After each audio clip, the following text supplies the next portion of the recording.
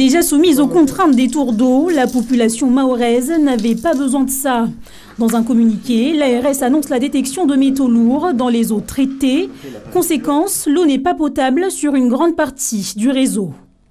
Notre ligne de conduite avec le préfet est zéro risque pour la population. Et donc, par précaution, on demande à la population de ne pas consommer cette eau. Parce que là, pour le coup, on est face à un risque chimique et l'ébullition, le fait de faire bouillir l'eau, n'élimine pas les éléments chimiques dans l'eau. Si certains habitants s'y attendaient, pour d'autres, c'est la goutte d'eau qui fait déborder le vase. Avec le manque d'eau, le niveau d'eau qui n'arrête pas de baisser, mais là on commence à prendre les résidus, les derniers résidus qu'il y a dans les réserves en fait. Donc là je pense que plus ça va aller, moins on va avoir de l'eau de qualité. Ici à Mayotte, les Mahorais doivent boire de l'eau potable. Il faut tout simplement mettre de l'argent, le plomb, tous ces résidus qui posent problème, on peut les traiter.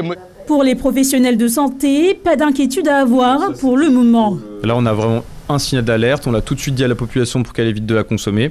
Il n'y a pas de risque à court terme, parce qu'il n'y en a pas énormément, mais on surveille pour être sûr que ça ne se prolonge pas dans le temps.